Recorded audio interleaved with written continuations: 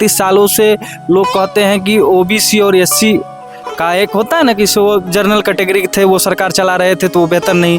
तो 35 साल से लालू और नीतीश की सरकार होने के बाद भी आरक्षण के मुद्दे और इस तरह के लाभ देने के मुद्दे ये चुनाव में अक्सर उठाए जाते हैं कि हम आएंगे तो ऐसा कर देंगे वैसा कर देंगे। लेकिन ये देखिए कि जो शिक्षा के द्वारा, जो क्रिएटिविटी के द्वारा, जो रोजगार के जो अवसर जो सृजित हो रहे हैं, उसके लिए जो है वो बेहतर परिदृश्य जो है तैयार किया जाए, एक बेहतर इन्वायरमेंट तैयार किया जाए। उसमें युवा भी जो सरकार ने जाति जनगणना कराई थी उसमें शायद बहुत चौंकाने वाले परिणाम देखने को मिले थे। वहाँ पे आधी से ज़्यादा आबादी अशिक्षित देखने को मिली है। तो युवा जो है वो रोजगार के कारण जो है वो ज़्यादा परेशान है।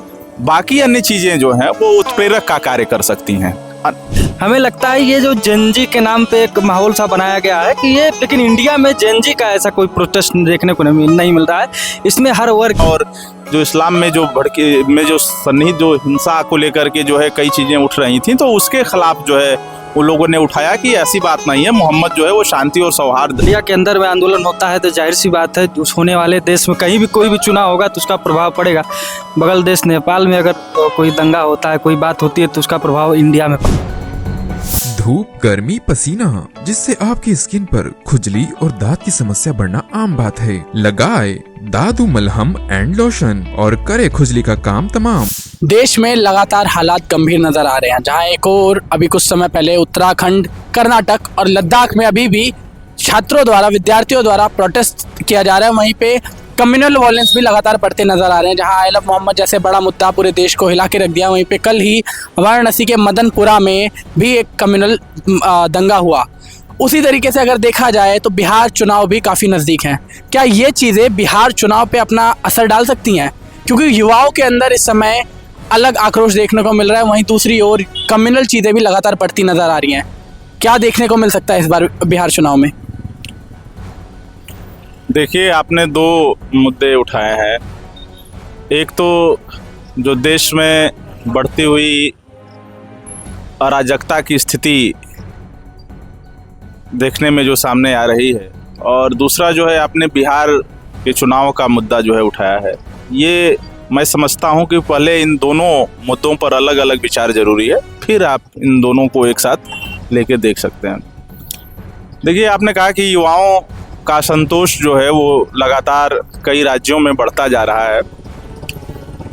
सबसे पहले तो ये जानना ज़रूरी है कि युवाओं की जो प्रमुख समस्या है वो क्या है, और असंतोष का एक प्रमुख कारण जो है वो बेरोजगारी है। युवा जो है वो रोजगार के कारण जो है वो ज़्यादा परेशान है। बाकी अन्य चीज़ें जो हैं वो उत्प्रेरक का कार्य कर सकती हैं। आपने इसके साथ ही जो है एक और बात आपने जो है कही है कि ये जो आई लव मोहम्मद का जो ये मामला चल रहा है, इस पर मैं आपको बताऊं कि देखिए, जो ये आई लव मोहम्मद है, ये भारत में इस तरह के नारे पहले कभी नहीं लगते थे। 2005-06 में ये मुद्दा एक बार आप देखेंगे तो ये स्पेशली यूरोप और अमेरिका के संदर्भ में सामने आया था, और ये स्थिति तब उपजी थी जब 2005-06 में आप देखे होंगे फ्रांस में जो था बहुत सारे कार्टून बनाए गए थे मोहम्मद के उसमें मतलब खिलाफ, और इस तरह की कई चीज़ें जो हैं लेकर के सामने आ रही थी। तो वहाँ पर जो आई लव मोहम्मद का मामला था वो मोहम्मद के प्रगतिशील तत्वों को दिखाने के लिए, या मोहम्मद की जो अच्छी चीज़ें थीं उसको उठाने के लिए एक लिबरल तरीके का वो पोस्टर था जो वहाँ के लोगों ने उठाया था। और जो मुस्लिम समुदाय उसने इसलिए उठाया था कि देखिए भाई, मोहम्मद का चरित्र ऐसा नहीं है, वो शांति के और इसके जो है परिचायक हैं, इसलिए वहाँ उठाया गया था। क्योंकि इस्लामोफोबिया और जो इस्लाम में जो जो सन्निहित जो हिंसा को लेकर के जो है कई चीज़ें उठ रही थी, तो उसके खिलाफ जो है वो लोगों ने उठाया कि ऐसी बात नहीं है, मोहम्मद जो है वो शांति और सौहार्द को ही कायम रखने की बात कर रहे थे, इसलिए वहाँ उठा था। भारत में मामला थोड़ा अलग है। अब इसको जो है आप देखेंगे कि इसको दूसरे तरीके से पेश किया जा रहा है, और यहाँ सांप्रदायिक सौहार्द बिगड़ रहे हैं। वहाँ जो था उसको बनाने के लिए किया गया था कि नहीं, मोहम्मद ऐसे नहीं है, वो किसी भी तरह की हिंसा और इस्लामोफोबिया का समर्थन नहीं करते हैं, इसलिए वहाँ आई लव मोहम्मद चला था। और उसके बाद यहाँ जो आई लव मोहम्मद चला है, इसमें एक विशेष खास तरीके का फ़र्क है। यहाँ जो है अब इस मामले को लेकर के एक धार्मिक असौहार्द की भावनाएं जो है वो भड़काने का प्रयास किया जा रहा है, जो मैं समझता हूं कि बिल्कुल सही नहीं है। आपने जो बताया कि तीनों मामलों को अलग देखा जाए, पर अगर हम देखें तो इलेक्शन हमारे देश में एक बहुत बड़ा वो होता है और बिहार में होने वाले इलेक्शन पूरे देश में एक अलग परिवर्तन ला सकते हैं। तो ये जो मामले लगातार हमारे देश में हो रहे हैं, खासकर विद्यार्थियों में जो है रोजगार की समस्या आपने बताया, उसके अलावा ये कम्युनल मामला, तो ये एक तरह से राजनीतिक टेंशन नहीं पैदा कर देंगे बिहार में इलेक्शन के नज़दीक होने के वजह से? जी बिल्कुल, मैंने ये नहीं कहा कि ये तीनों मुद्दे जो है आपस में जुड़े नहीं है। मैं ये कहा कि पहले दोनों या तीनों मुद्दों पर विचार अलग अलग जरूरी है, फिर उसका प्रभाव क्या हो सकता है इस पर विचार जरूरी है। आपने ठीक कहा कि जो है बिहार चुनाव पर इसका क्या असर होगा। बिल्कुल असर होगा, क्योंकि आप देखिए कि ये जो लोकतंत्रात्मक व्यवस्था है, इसमें एक डेमोक्रेटिक जो ये पूरा सिस्टम है, इसमें आप देखेंगे चुनाव के समय में सरगर्मी थोड़ी तेज हो जाती है। इसके पीछे कारण ये है कि इस समय जो है भाई जो चुनाव लड़ने वाली पार्टियां होती हैं वो भी संजीदा होती हैं, क्योंकि उनको भी चुनाव में वोट चाहिए, और जो भी आवाज़ उठाने वाले जो लोग हैं, जो नागरिक हैं, उनको भी ये लगता है कि इस समय हमारी बात सुनी जाएगी। तो इस दरमियान ये चीज़ें जो है वो थोड़ी तेज हो जाती हैं, है ना। अब जो है मामला आप ये कह रहे हैं कि देखिए ये देश में जो ये व्याप्त खास करके युवाओं में जो असंतोष है, उसका सीधा सीधा मतलब जो है वो बेरोजगारी से है, मैं समझता हूँ। अब बेरोजगार युवा जो है वो जानता है कि अगर किसी तरीके का चुनाव का माहौल जो है और चुनाव का परिदृश्य जो है वो देश में चल रहा है, तो इस समय मुद्दे को उठाना जो है वो ज़्यादा जायज़ होगा, तो चूँकि हमारी बात जो है वो सुनी जाएगी। जहाँ तक कम्युनल मुद्दा आप ये कह रहे हैं, ये बिहार के चुनाव से अब ये चल रहा है, देश में पूरे तो चल रहा है, प्रभाव बिल्कुल डाल सकता है, लेकिन मैं समझता हूँ कि ये चीज़ें ठीक नहीं है। किसी भी चीज़ के लिए आप चाहे किसी भी मुद्दे को देख लें, धार्मिक आधार पर जो है विभाजित करके किसी भी विषय को देखना ये बिल्कुल ठीक नहीं है, और जो लोग भी इसमें शामिल हैं उनको इस तरह की कोशिश नहीं करनी चाहिए। जो युवाओं में असंतोष है, युवा लगातार उत्तराखंड हो गया, चाहे कर्नाटक हो गया, या यूं कहें लद्दाख, जहां पे अभी भी मुद्दा गरमाया हुआ है, सोनम वांगचुक को अरेस्ट कर लिया गया है, तो क्या इसका असर बिहार के युवाओं पे होगा? नहीं, देखिए आंदोलन कहीं भी होगा। अगर इंडिया के अंदर में आंदोलन होता है तो जाहिर सी बात है उस होने वाले देश में कहीं भी कोई भी चुनाव होगा तो उसका प्रभाव पड़ेगा। बगल देश नेपाल में अगर कोई दंगा होता है, कोई बात होती है, तो उसका प्रभाव इंडिया में पड़ता है। तो जाहिर सी बात है इंडिया के अगर किसी स्टेट में कोई ऐसा मामला देखने को मिलता है तो बिहार में इलेक्शन पर उसका पूरा प्रभाव देखने को मिलेगा। लेकिन हमें लगता है ये जो जेनजी के नाम पर एक माहौल सा बनाया गया है कि ये, लेकिन इंडिया में जेनजी का ऐसा कोई प्रोटेस्ट देखने को नहीं मिल रहा है।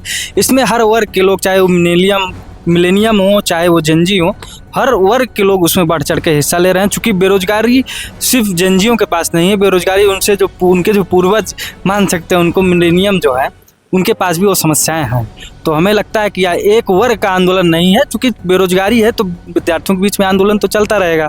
सरकार को उस विषय पे ध्यान देना होगा कि बेरोजगारी कैसे दूर की जाए, बढ़ती अशिक्षा को कैसे बेहतर किया जाए। चूँकि बिहार में आप देखेंगे अभी जो सरकार ने जाति जनगणना कराई थी, उसमें शायद बहुत चौंकाने वाले परिणाम देखने को मिले थे। वहाँ पे आधी से ज़्यादा आबादी अशिक्षित देखने को मिली है। तो यह किसी भी स्टेट के लिए एक दुर्भाग्य का विषय है, और वो भी जहाँ पे तथाकथित माना जाए तो पिछले 35 सालों से लोग कहते हैं कि ओबीसी और एससी का एक होता है ना कि वो जनरल कैटेगरी थे, वो सरकार चला रहे थे तो वो बेहतर नहीं। तो 35 साल से लालू और नीतीश की सरकार होने के बाद भी अगर उस बिहार में शिक्षा का माहौल देखने को मिल रहा है, बेरोजगारी की व्यवस्थाएं देखने को मिल रही हैं, तो बड़ा दुर्भाग्य का विषय है। अभी अगर देखा जाए तो कांग्रेस के जो नेता हैं राहुल गांधी, उन्होंने बिहार में ऐलान किया था कि वो प्राइवेट नौकरियों में भी आरक्षण देंगे, जबकि वहीं जो कर्नाटक है, कांग्रेस राज्य स्टेट है, कांग्रेस के अंडर आता है स्टेट, वहाँ पे युवाओं के अंदर असंतोष है रोजगार को लेकर।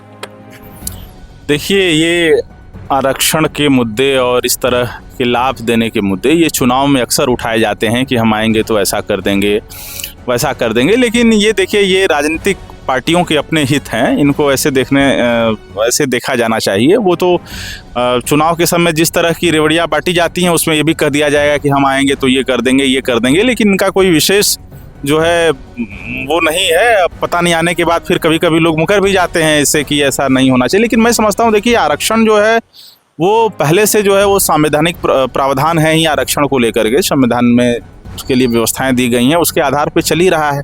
सिर्फ आप ये समझिए कि आरक्षण ही जो है वो बदलाव का माध्यम बन जाएगा, ये संभव नहीं है। मैं ये बात कहना चाह रहा हूँ। आप इसकी बेसिक जो समस्या है उसको जब तक आप नहीं समझेंगे कि आखिर इस तरह की स्थितियां पैदा क्यों हो रही हैं, तो उससे मामला नहीं बनेगा। आरक्षण से ज़्यादा महत्वपूर्ण ये है कि आरक्षण तो भाई एक ऐसा मुद्दा है कि जिसमें आप दे करके ठीक है अपलिफ्ट करने का काम करते हैं, लेकिन अब हर वर्ग आप देख ही रहे हैं जिस तरह से अस्मिताएं जाग रही हैं, सभी लोग किसी आधार पर कभी न कभी आरक्षण की मांग कर देते हैं। तो आखिर कितना संभव है कि कितने लोगों को आरक्षण दिया जा सकेगा? मैं समझता हूं इसके लिए सरकार को ये करने की ज़रूरत है कि जो शिक्षा के द्वारा, जो क्रिएटिविटी के द्वारा, जो रोजगार के जो अवसर जो सृजित हो रहे हैं, उसके लिए जो है वो बेहतर परिदृश्य जो है तैयार किया जाए, एक बेहतर इन्वायरमेंट तैयार किया जाए। उसमें युवा खुद अपनी राह बना लेंगे। समस्याएं तब आती हैं कि जब इस तरह की व्यवस्थाएं नहीं मिल पाती हैं। अब परीक्षाएं जो है, सोचिए कि सरकारी नौकरियों की तैयारी करने वाले खास करके यूपी बिहार में बच्चे जिस पर पूर्ण रूप से निर्भर हैं, जब एक परीक्षा 4 बार से ज़्यादा टाली जाएगी और उस पर भी जो है लोगों का परीक्षाओं पर विश्वास नहीं जम लगातार पेपर लीक भी इसी सरकार में देखने को मिल रहा है।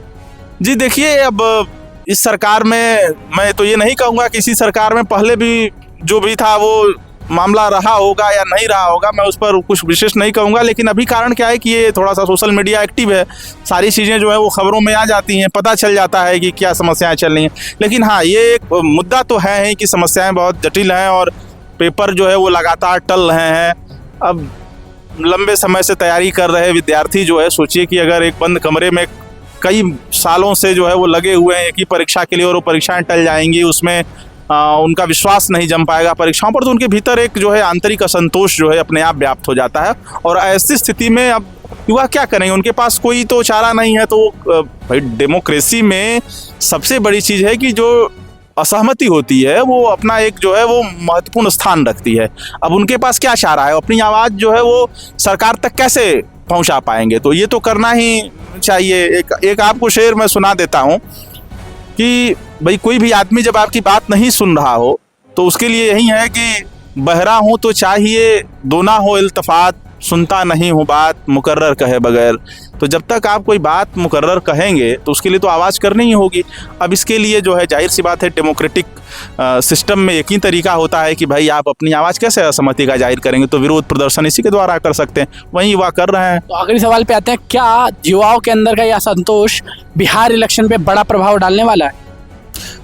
प्रभाव बड़ा पड़ेगा या नहीं पड़ेगा ये तो परिणाम आने के बाद देखने को मिलेगा। लेकिन इतना तो लग रहा है बिहार में इस बार कुछ बड़ा और कुछ अच्छा बेहतर देखने को मिलेगा युवाओं के द्वारा। कुछ भी होगा, लेकिन इस बार का जो परिणाम होगा बिहार के लिए वो बहुत बेहतर परिणाम होगा। और हमें लगता है चूँकि इस बार बिहार के लोग, मैं पहली बार जो अनुभव कर रहा हूँ कि इस बार जो बिहार का जो चुनाव है ना, वो जाति से उठ करके इस बार रोजगार पे, पलायन पे और शिक्षा पे अगर चुनाव हो रहा है तो हमें समझ में आ रहा है कि बहुत पहली बार ऐसा चुनाव देखने को मिल रहा। नहीं तो वहाँ पहले जातियों का चुनाव होता था, धार्मिक समीकरण के चुनाव होते थे, लेकिन इस बार देखने को मिल रहा है कि पलायन और अशिक्षा, शिक्षा, ये सब मुद्दे बना करके बिहार में चुनाव कराए जा रहे हैं। और किसी भी लोकतांत्रिक देश में अगर ऐसे मुद्दे उठाए जाते हैं तो जाहिर सी बात है वहाँ पर जो भी सरकार आएगी, सरकार किसी की भी बने, तो वहाँ पर बेहतर सरकार बनेगी और बेहतर सरकार चलेगी भी। और एक प्रश्न आप विषय देख रहे होंगे आई लव मोहम्मद का, उस विषय पे मैं कहना चाहूँगा, देखिए कोई भी व्यक्ति हो इंडिया में है या कहीं भी, उसे अपने ईश्वर से प्रेम करने का अधिकार है। लेकिन वह प्रेम आप या किसी भी व्यक्ति को स्वतंत्रता एक सीमा तक है, आप उस सीमा को ना क्रॉस करिए जब तक हमें कोई ठेस ना पहुंचे या किसी भी व्यक्ति को कहीं रुकावट महसूस ना हो। आपकी स्वतंत्रता वहीं तक है, आप किसी भी व्यक्ति को दूसरे को डिस्टर्ब नहीं कर सकते। ये लोग यहाँ पे इंडिया में क्या हुआ देखने को, जो बरेली में घटना देखने को मिली आई लव मोहम्मद के नाम पे, ठीक है, आपको पूरा अधिकार है अपने ईश्वर से प्रेम करने का, हमें भी पूरा अधिकार अपने ईश्वर से प्रेम करने का, हर व्यक्ति को अपने ईश्वर से, अपने माता पिता या किसी से भी प्रेम करने का अधिकार है। लेकिन आप उस प्रेम के नाम पर यह नहीं कर सकते हैं कि आप जुलूस निकालेंगे, रोड जाम करेंगे, पब्लिक प्रॉपर्टी को डैमेज नहीं कर सकते आप। और जो योगी सरकार ने बरेली में एक्शन लिया है वो बहुत ही सराहनीय एक्शन है, क्योंकि ऐसे लोगों के खिलाफ ऐसा ही एक्शन लिया जाना चाहिए। क्योंकि नहीं तो ये लोग देश में धार्मिक दंगा फैलाते हैं, धार्मिक संप्रदाय को खराब, सांप्रदायिक माहौल बनाने का, खराब करने का प्रयास करते हैं। तो ऐसे लोगों के खिलाफ ऐसी ही कार्रवाई होनी चाहिए। इसके लिए योगी जी का देखिए कई सारी चीज़ें वो गलत करते हैं, ऐसे तमाम हम लोगों को देखने को मिलता है, कहीं कुछ घर तोड़ दिया जा रहा है, कहीं कोई कॉलोनी समाप्त कर दी जा रही है, लेकिन जो बरेली में हुआ उस घटना के तहत जो देखने को हमें मिल रहा है, जो एक्शन योगी जी का है, वो बहुत सराहनीय है। उनको हम इस चीज़ के लिए बधाई भी देते हैं जी। बहुत बहुत धन्यवाद। तो आपने देखा कि कैसे हमारे देश का तत्कालीन माहौल बिहार पे आने वाले बिहार इलेक्शनों पे कितना बड़ा प्रभाव डालेगा, ये हम देख सकते हैं आने वाले बिहार चुनाव में। मैं प्रशांत दुबे, आप देख रहे हैं न्यूज़ राष्ट्र।